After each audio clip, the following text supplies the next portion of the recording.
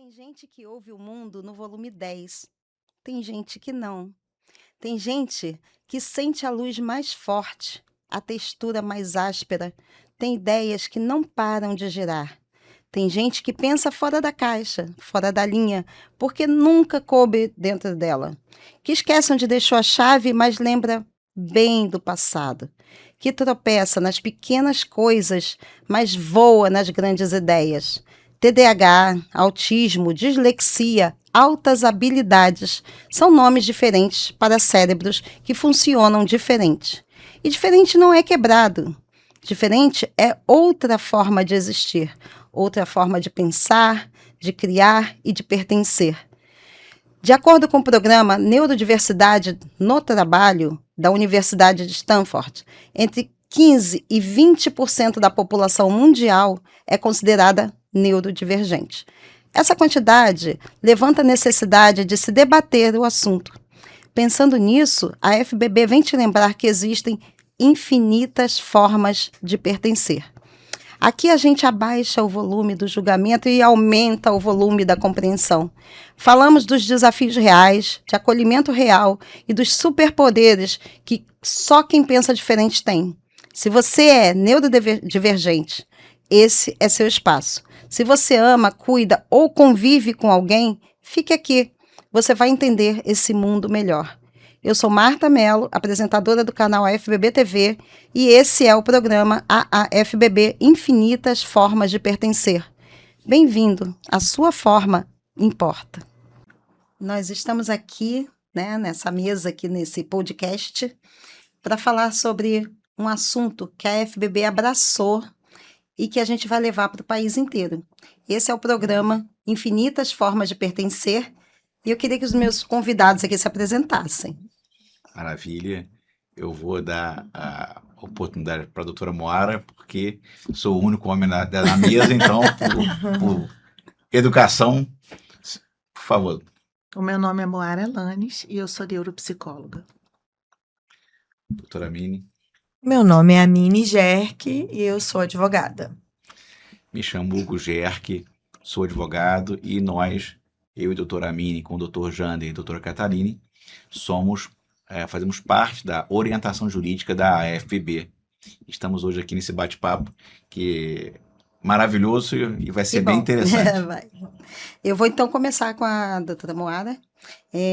Você explica para a gente, para o nosso público da FBB, o que é neurodivergência e qual a diferença de neurotípico e neurodivergente?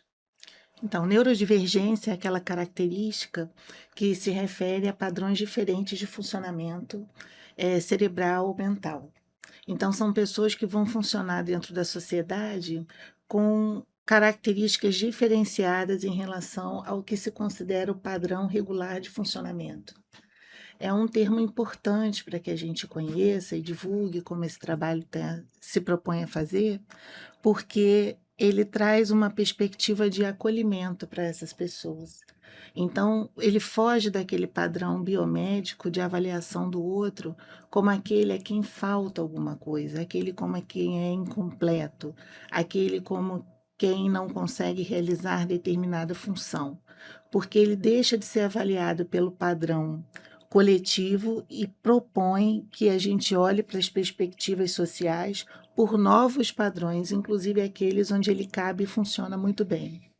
Certo. Então, essas pessoas têm muito a acrescentar para o ganho coletivo. E assim, doutora, qual é o impacto disso para as famílias? Eu já ouvi falar, e acho que muitas pessoas já ouviram falar em capacitismo. Você explica para a gente? Claro. Então, o impacto disso para as famílias é o mais diverso possível, porque estamos num país de uma diversidade muito grande de contextos e de realidades. Então, temos aqueles estados em que o acesso é facilitado por políticas públicas, por ações variadas, inclusive iniciativas privadas, filantrópicas, e temos outros em que o acesso ele é mais escasso e a pessoa precisa se deslocar, por exemplo, muitos quilômetros para acessar alguma coisa que ela vai fazer menos vezes, porque como é longe para ela acessar, ela não consegue fazer na quantidade de vezes que ela precisaria, por exemplo. Então, quando você fala no atendimento a essa população, você fala em atendimento multiprofissional.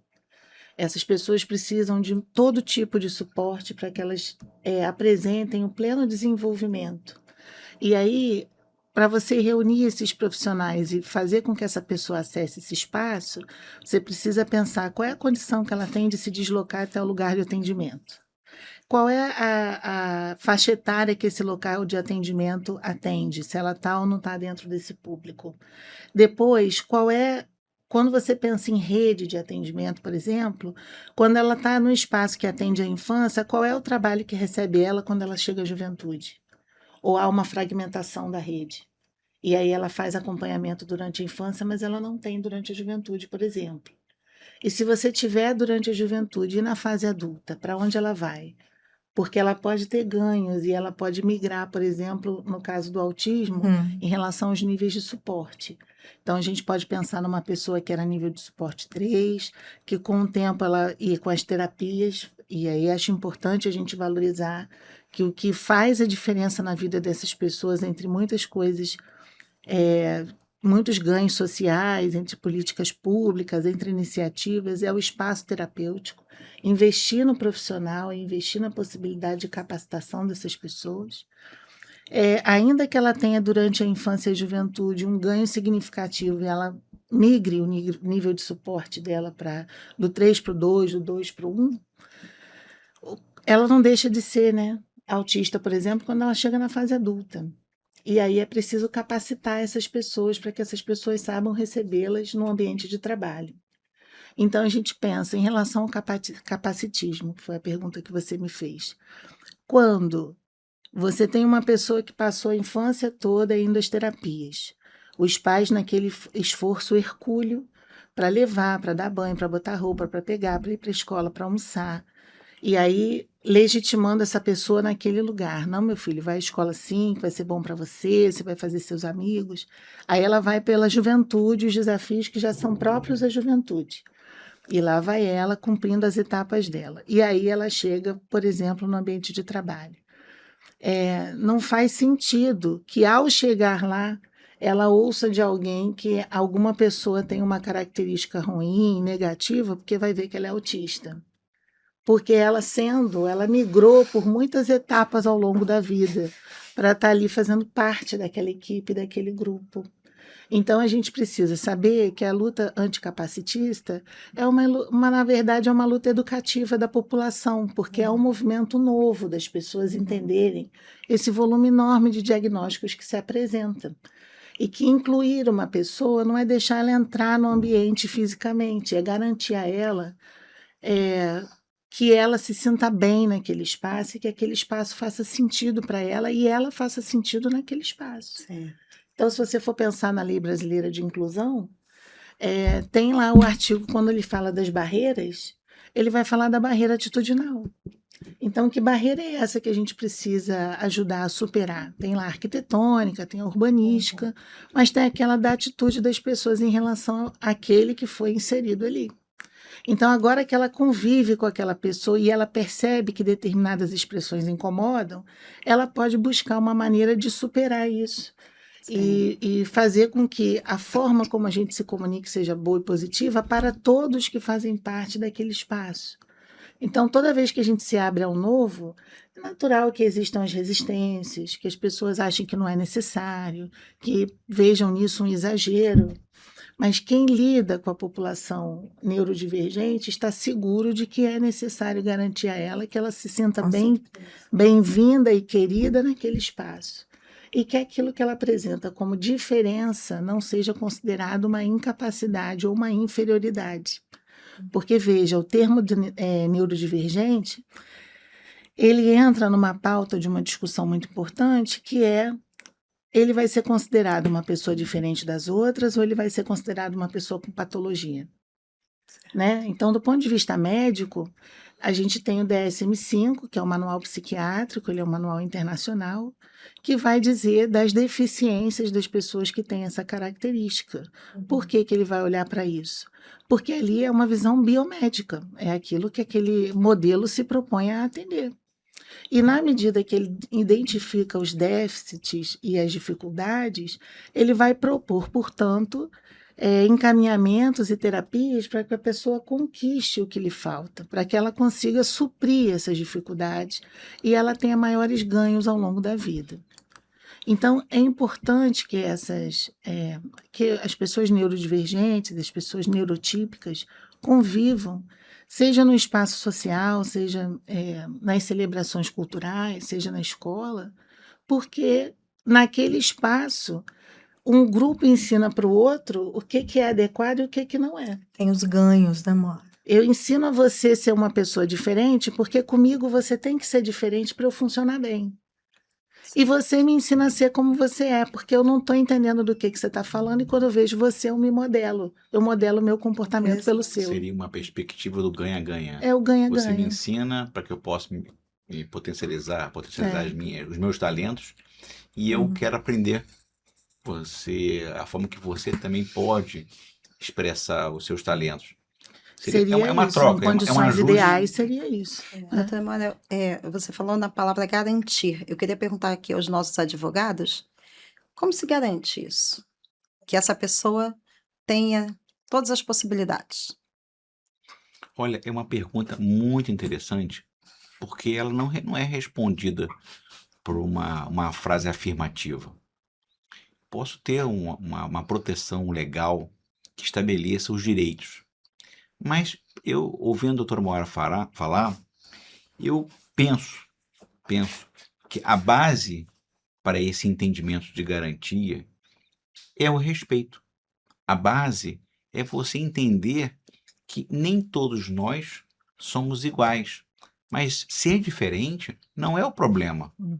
Acho que não compreender essa diferença talvez possa ser um problema. Porque se botarmos uma lupa, realmente ninguém é igual a ninguém. Eu estava conversando com a doutora Moara sobre isso. Falei, doutora Moara, como é que vai ficar essa questão? Porque hoje existe um boom de pessoas com TDAH, com autismo.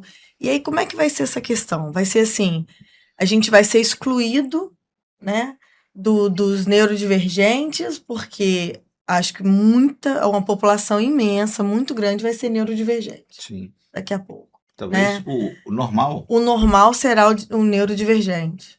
E aí eu falei com a doutora Mara, como é que a gente faz isso? A gente vai diagnosticar os que não são neurodivergentes? Estava conversando com ela dentro do carro. Porque analisando o assunto, né, pensando sobre o assunto, a questão da tutela, né, efetiva do direito dos neurodivergentes, eu estava pensando assim, muitas pessoas hoje podem buscar esse diagnóstico, mas é um diagnóstico demorado, né? Um diagnóstico que exige, né? Um acompanhamento, um acompanhamento maior, exige maior, vários profissionais, né? Talvez, né? Exige, porque idealmente, mesmo que você tenha uma avaliação inicial e uma definição diagnóstica, por exemplo, existe aquilo que está posto naquela faixa etária que a pessoa foi avaliada e existe os ganhos que ela vai fazer ao longo do processo. Proporcional àquela faixa etária, enfim, aqui. Então, e tem diferença entre meninos e meninas, homens e mulheres? Tem diferença em alguns aspectos, manifestações ou identificações diagnósticas, mas o que a gente percebe mesmo aquelas pessoas que, por exemplo, não foram diagnosticadas, não tiveram acesso, enfim, não tinham orientação de como fazer, e aquela criança se desenvolveu no ambiente doméstico, mas quando ela recebe, ou pela forma como a família funciona, ou quando ela tem acesso à informação suficiente para saber que ela precisa buscar terapia, o investimento necessário ao seu desenvolvimento, o quadro modifica muito. Então, esse espaço também é um espaço para a gente reafirmar a importância de se buscar a orientação jurídica para a conquista de direitos, para que ela usufrua das oportunidades para o pleno desenvolvimento. Mesmo que se encontre barreiras, dificuldades, vale a pena comprar essa causa. Listas de espera, sabemos, mas vale a pena entrar numa lista de espera, por exemplo, se preciso for, porque em algum momento você começa a usufruir de um trabalho direcionado.